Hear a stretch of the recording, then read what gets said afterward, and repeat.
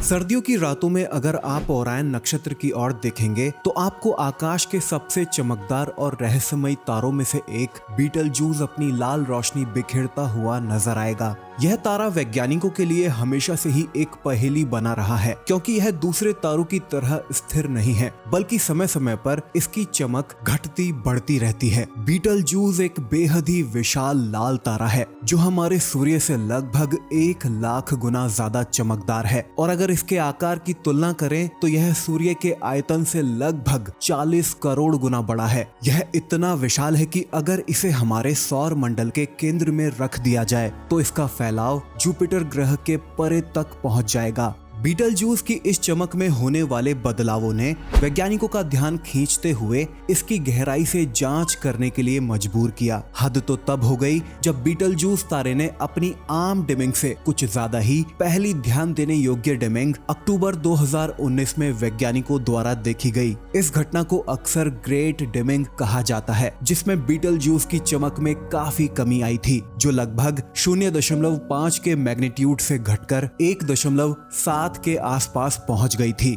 जो कि लगभग 3 गुना कम रोशनी को रिप्रेजेंट करता है। इस चमक में आए नाटकीय बदलावों ने पेशेवर और शौकिया दोनों खगोल वैज्ञानिकों का ध्यान आकर्षित किया, जिसके चलते यह अटकलें लगाई जाने लगी कि क्या यह तारा सुपरनोवा के रूप में विस्फोट करने की कगार पर पहुंच तो नहीं चुका है। इस पीरियड के दौरान वेलोनोवा यूनिवर्सिटी के एस्ट्रोनॉमर्स, जिसमें रिचर्ड वेसेटोनिक और एडवर्ड ग्वेनेन शामिल थे, साथ ही शौकिया एस्ट्रोनॉमर थॉमस कैल्डरवुड उन कुछ पहले लोगों में से थे जिन्होंने इस असामान्य डिमिंग को डॉक्यूमेंट और इसके कारणों पर थ्योरीज सामने रखी थी। उन्होंने सुझाव दिया कि यह बीटलजूस के सामान्य लाइट साइकिल के उतार चढ़ाव और लगभग 425 दिनों के पीरियड में होने वाले एक एडिशनल गहरे से गहरे बदलावों का कॉम्बिनेशन हो सकता है। जैसे जैसे ये ऑब्जर्वेशन 2019 के अंत और 2020 की शुरुआत में जारी रही, यह साफ हो गया कि यह डिमिंग केवल एक टेम्परेरी उतार चढ़ाव नहीं थी, बल्कि एक बड़े पैमाने पर होने वाली घटना का हिस्सा थी,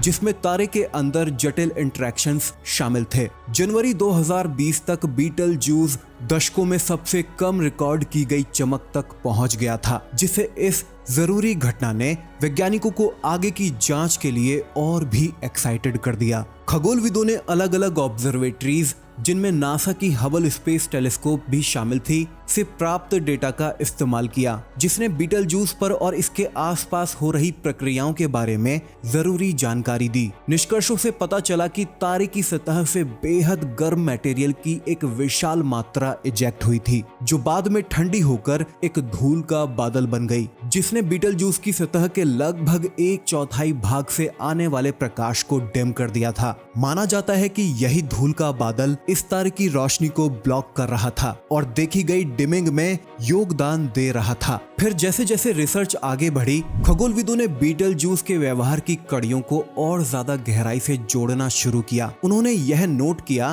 कि यह डिमिंग संभवतः बीटलजूस के नेचुरल पल्सेशन साइकिल से जुड़ा था और इसके सतह पर कन्वेक्टिव प्रोसेसेस के कारण एक कोल्ड स्पॉट के बनने से और भी बढ़ गया था। इन रचनात्मक फैक्टर्स ने हाल के खगोल विज्ञान के इतिहास की सबसे सिग्निफिकेंट ऑब्जर्वेशनल इवेंट्स में से एक को जन्म दिया। लेकिन अब हाल ही में की गई एक स्टडी ने इस धारणा को भी चुनौती दी है। वैज्ञानिकों ने पाया है कि बीटलजूस का चमकना और डिम होना शायद किसी छुपे हुए साथी तारे की मौजूदगी के कारण हो सकता है, जो इसके चारों ओर परिक्रमा कर रहा है। इसे बीटल बडी नाम दिया गया है, जो बीटलजूस का एक संभावित साथी तारा है, और वैज्ञानिकों ने इसे फॉर्मली अल्फा ऑरी बी नाम दिया है। बीटल बडी के बारे में माना जाता है कि यह बीटलजूस के चारों ओर घूमता है और ऐसा करते हुए धूल और गैस के कणों को हटाता जाता है, जो बीटलजूस तारे की चमक को प्रभावित करते हैं। जब बीटल बडी धूल के कणों को हटाता है तो बीटलजूस की चमक बढ़ जाती है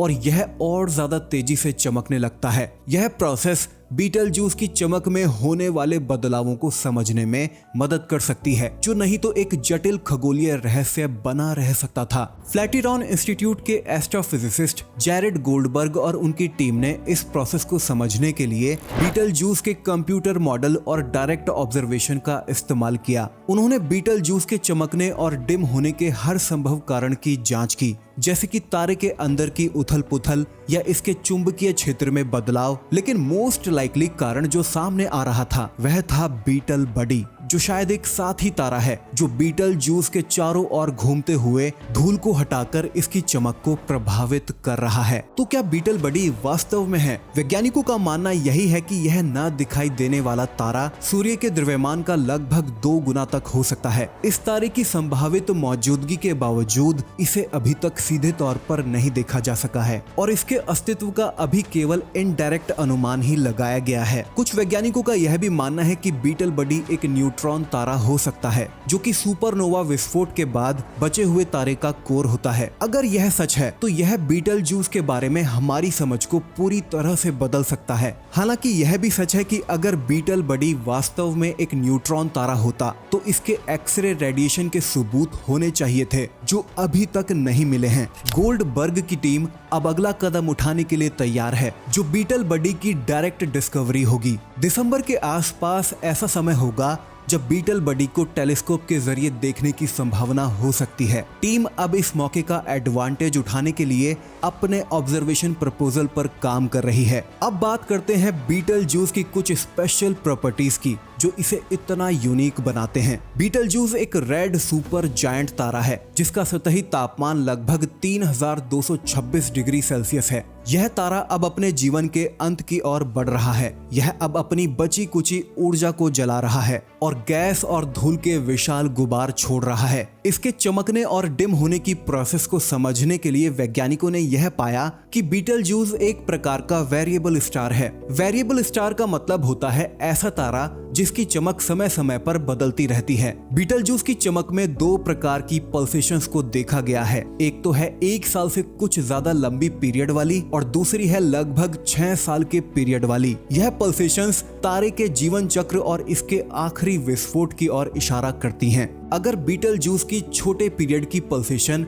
इसका फंडामेंटल मोड है तो यह तारा अपनी फाइनल स्टेट के बहुत करीब है। लेकिन अगर इसकी लंबी पीरियड वाली पल्सेशन किसी बाहरी कारण की वजह से है जैसे कि बीटल बडी तो इसका मतलब है कि सुपरनोवा विस्फोट की संभावना अभी दूर हो सकती है। बीटल जूस की लॉन्ग पीरियड पल्सेशन का कारण क्या हो सकता है? एस्ट्रोफिजिसिस्ट मानते हैं कि यह उस धूल के कारण हो सकता है जो बीटल जूस द्वारा पैदा होती है और तारे के चारों ओर घूमती रहती है। जब बीटल बडी इस धूल से होकर गुजरता है तो वह इस धूल को हटाकर बीटल जूस की चमक को टेम्परेरीली बढ़ा देता है। यह प्रोसेस बीटल जूस की लॉन्ग पीरियड पल्सेशन का कारण हो सकती है जिसे वैज्ञानिक लॉन्ग सेकेंडरी पीरियड कहते हैं। गोल्डबर्ग और उनकी टीम ने कई दूसरी संभावित प्रोसेसेस की भी जांच की जैसे कि तारे के चुंबकीय क्षेत्र में बदलाव या इसके इंटीरियर में होने वाली हलचल। लेकिन इनमें से कोई भी प्रोसेस बीटल जूस की चमक में होने वाले बदलावों को पूरी तरह से समझा नहीं सकी। इसलिए सबसे मुमकिन कारण यही है कि यह चमक और डिम होने की साइकिल बीटल बडी के कारण हो रही है। खैर, अब जब वैज्ञानिक यह मान चुके हैं कि बीटल बडी का अस्तित्व हो सकता है तो अगला बड़ा सवाल है कि क्या इसे डायरेक्ट ऑब्जर्व किया जा सकता है। डायरेक्ट ऑब्जर्वेशन के लिए टीम दिसंबर के आसपास की तैयारी कर रही है जब बीटल बडी को टेलीस्कोप से देखा जा सकता है। टीम का मानना है कि अगर हम इसे सीधे देख सकें तो यह खगोल विज्ञान में एक बड़ी उपलब्धि होगी जो हमें न केवल बीटल जूस के बारे में बल्कि विशालकाय तारों के नेचर के बारे में भी नई जानकारी देगा। अगर बीटल जूस के जीवन चक्र की बात करें तो यह तारा अपने जीवन के अंत के करीब है। विशालकाय तारों के जीवन चक्र में वे अपने जीवन के ज्यादातर समय को हाइड्रोजन और हीलियम को जलाते हुए बिताते हैं। जब यह ईंधन खत्म हो जाता है तो तारे का कोर सिकुड़ने लगता है और भारी परतें फैल जाती हैं जिससे तारा एक रेड सुपर जायंट बन जाता है। बीटल जूस अभी फिलहाल इसी चरण में है। जब यह तारा अपने जीवन के बिल्कुल लास्ट मोमेंट्स में एंटर करेगा तो इसका कोर तेजी से सिकुड़ने लगेगा और इसके रिजल्ट में एक सुपरनोवा विस्फोट होगा। यह विस्फोट इतना चमकीला होगा कि इसे दिन के समय में भी पृथ्वी से देखा जा सकेगा और यह घटना कई हफ्तों तक चलेगी। बीटल जूस की फंडामेंटल पल्सेशंस और इसके चमकने और डिम होने की प्रोसेसेस वैज्ञानिकों को यह अनुमान लगाने में मदद करती हैं कि यह विस्फोट कब हो सकता है। हालिया नतीजे इस अनुमान को कुछ हजार से 1 लाख साल के अंदर अंदर लाते हैं। बीटलजूस पर स्टडीज मॉडर्न एस्ट्रोनॉमी की शुरुआत से ही होती आ रही हैं। इस तारे की इरेगुलर ब्राइटनेस ने वैज्ञानिकों को हमेशा से ही आकर्षित किया है और इस पर की गई कई खोजें इस बात की पुष्टि करती हैं कि यह एक जटिल और पेचीदा तारा है। लेकिन हाल ही में जो नई जानकारी सामने आई है वह यह है कि बीटलजूस की इतनी स्टडीज के बावजूद भी हम इसके बारे में आज भी नई नई खोजें कर सकते हैं, जैसे कि इसका साथी तारा बीटल बडी। मेरेडिथ जॉयस, लेज़लो मोलनार और जेरेड गोल्डबर्ग की टीम का यह अध्ययन न केवल बीटलजूस को बेहतर ढंग से समझने में मदद करता है, बल्कि यह भी बताता है कि हम खगोल विज्ञान के क्षेत्र में नई तकनीकों का उपयोग करके तारों की गहराई तक पहुंच सकते हैं और उनके छुपे हुए रहस्यों को उजागर कर सकते हैं। तो दोस्तों, यह थी बीटलजूस और इसके संभावित साथी तारे बीटल बडी को लेकर आई नई स्टडीज पर वीडियो। उम्मीद है कि यह छुपा हुआ तारा भविष्य में आने वाली ऑब्जर्वेशंस में हमें बीटलजूस के अराउंड जल्दी मिले, अगर ये वाकई वहां है तो, क्योंकि इससे बीटलजूस की रहस्यमय डिमिंग को लेकर दशकों से चले आ रहे अनसुलझे रहस्यों को सुलझाने में मदद मिलेगी। अगर आपको ये वीडियो पसंद आई हो तो अब आप इस वीडियो को देखें जिसमें मैंने एक ऐसे सिस्टम की बात की है जिसमें से ये अजीब सी एस प्रकार की जेट्स देखी गई हैं। यह सिस्टम भी कोई कम रहस्यमय नहीं है। इस वीडियो को अब आप ऊपर आई बटन पर क्लिक करके देख सकते हैं। इसका लिंक आपको नीचे डिस्क्रिप्शन और एंड स्क्रीन में भी मिल जाएगा। इस वीडियो को लाइक और शेयर करना और चैनल को सब्सक्राइब भी जरूर करना, इस नोटिफिकेशन बेल को ऑल पर करते हुए। साथ ही अपने विचार भी कमेंट्स में शेयर करें। ख्याल रखिएगा अपना। बाय गाइस, टेक केयर, जय हिंद।